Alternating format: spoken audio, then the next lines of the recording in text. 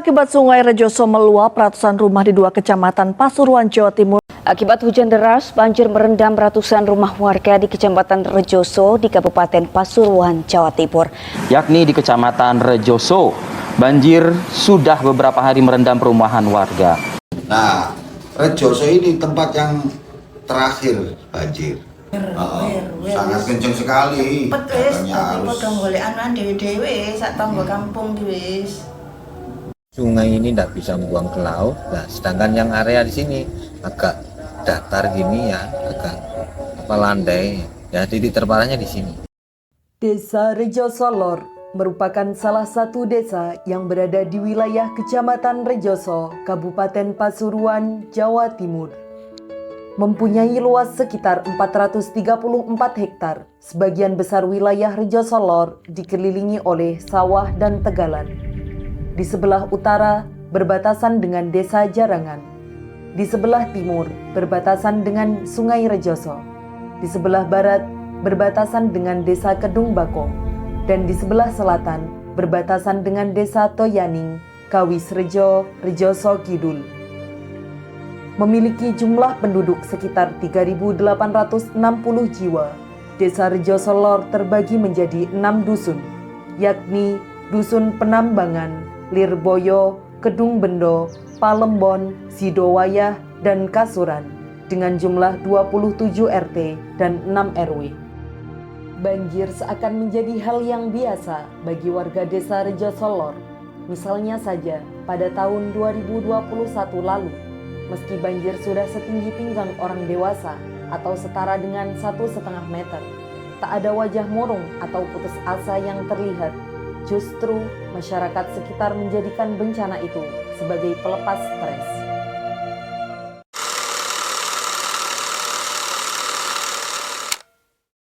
Di titik terparahnya ini mulai rel kereta api sampai ke utara, sampai ujung desa Kedung Bendo dan Sidowayah. Pada saat banjir itu sungai kecil yang di sini buangnya ke sungai besar Rejoso Lor ini. Jadi kalau sungai Rejoso Lor itu sudah surut, dalam artian sungai kecil ini sudah bisa membuang air ke Sungai Rejoso, dan Sungai Rejoso kalau sudah surut maka banjir berangsur-angsur surut.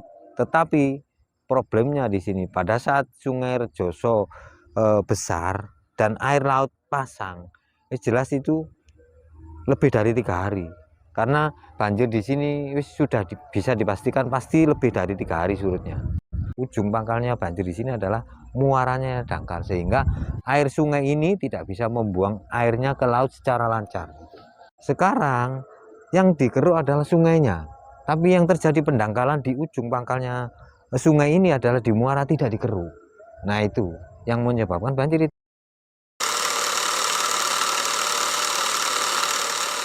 Asline ya wedi nak, kate digomule namanya anak aku ndak gelem. Nang Pasuruan kota. Ndak iso turu anggit sampean ya wis lungguh nek kersi ngene iki sikile tak tumbangno meja. Daerah Pasar Ngopak, adikku nang gone kono, Mbak Yuku nek kono tambah paran maneh. Pabrik gula kelem iki. Anakku teko udah mbek putu.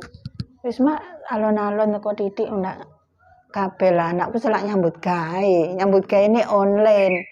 Jam 12 bengi gitu bayan, enak-enak wong turu. Sak umur-umur ndak tahu banyu mlebu nang gone kono. Mlebu.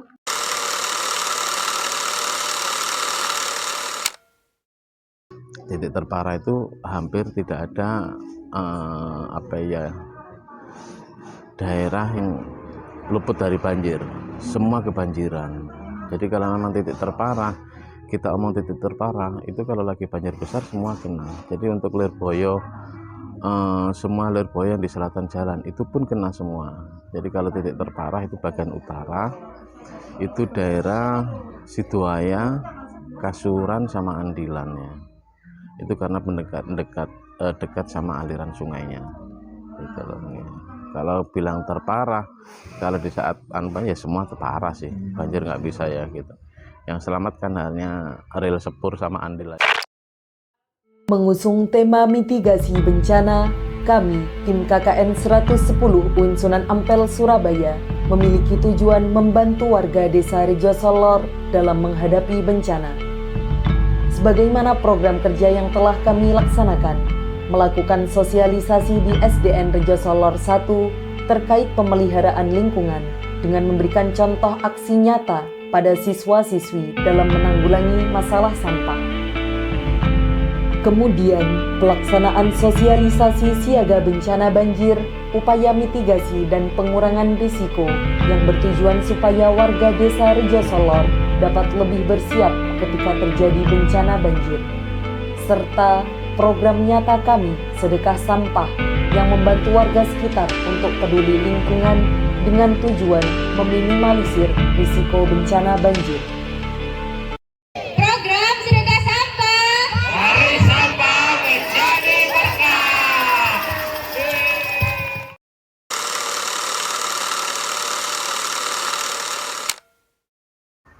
Untuk perbaikan di sini, menurut saya dicanangkan aja minimal pembersihan di wilayah rumah-rumah sekitar itu satu. Kemudian yang kedua, pembersihan selokan saluran air. Itu yang kedua. Yang ketiga, normalisasi yang paling besar. Itu sudah dilakukan, paling tidak itu sudah meminimalisir, walaupun kita tidak tahu nantinya air yang datang volumenya, debitnya itu besar atau kecil. Kalau memang besar ya paling tidak meminimalisir, tapi kalau kecil ya berarti paling tidak di sini nggak sampai banjir. Itu kan biasanya kalau setelah musim hujan kita lihat itu biasanya bukan hanya sampah-sampah seperti ranting-ranting dan bambu ya, bahkan kasur pun pernah saya lihat itu nyantol di situ. Itu mungkin yang perlu pembersihan 3 bulan setelahnya.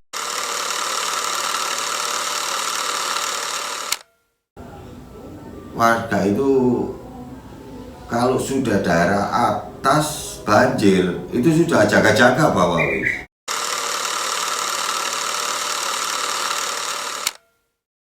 Luas, banyak tempat-tempat luang yang luas, jadi yes, langsung dikemas, dilempar, nggak ada TPA-nya soalnya. Tempat penampungan akhir nggak ada di sini. Tempat luang banyak, tempat kosong-kosong. Jadi kalau ke sungai saya kira enggak. Kebanyakan yang ke sungai malah yang dari jembatan. Orang bawa sepeda motor tinggal lempar. Orang luar malah, bukan asli orang sini.